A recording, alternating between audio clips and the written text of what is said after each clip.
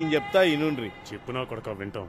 దేవుడు మనిషితో పాటు గాడిదకి, కుక్కకి, కోతికి 40 ఏళ్ళు ఆశపోయినకే రెడీ అయిపోయిండు. అప్పుడు కుక్క ముట్టి పైకి లేపి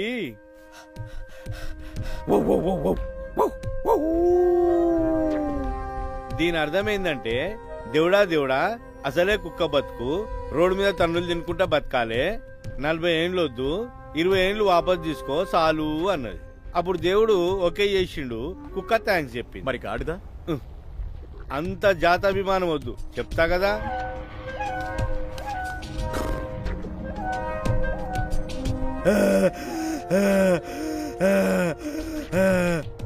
దీని అర్థం ఏంటంటే, సేమ్ టు సేమ్, దేవుడా దేవుడా మూటలు మోసే గాడిద బతుకు 40 ఏళ్ళు అవసరమా అన్నది. 20 ఏళ్ళు వాపస్ తీసుకో అన్నది.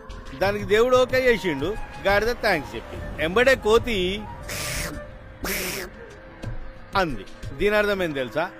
ఓ మై గాడ్, చెట్ల మీద పుట్ల మీద 40 ఏళ్ళు కోతి బతుకు నాకెందుకు, 20 ఏళ్ళు చాలు అన్నది.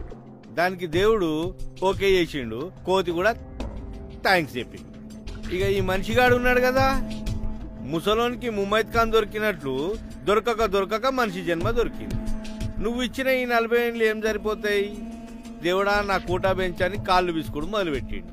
ఈ కాళ్ళు విసుకుడు తట్టుకోలేక దేవుడు ఏం చేసిండు, గాడిద 20 ఏళ్ళు, కుక్కది 20 ఏళ్ళు, కోతిది 20 ఏళ్ళు, మొత్తం 60 ఏళ్ళు, 100 ఏళ్ళు పోసి మనిషిని భూమి మీద దించిండు.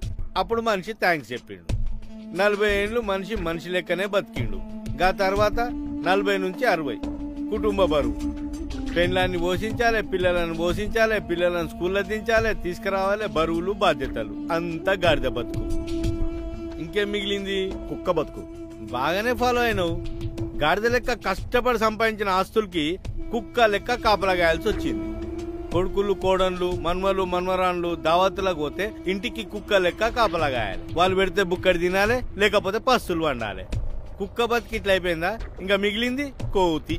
80 నుంచి 100, కన్ను కనబడక, చెవులు వినబడక, ముడతల తోలు, బిత్తర చూపులు, చెంపలు లొట్టలు పోయి, నడుము వంగిపోయి, ఏ ఇంట్లోకి ఓడొచ్చిండో తెలియదు, ఏడు పోయిండో తెలియదు, ఏమి పీకలేక ముచ్చు ముఖం వేసుకొని 100 ఏళ్ళకి రావాలి. ఇంత పెద్ద కథ ఎందుకు చెప్పినా?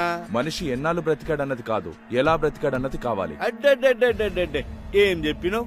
పాస్ అయిపోయినా పో.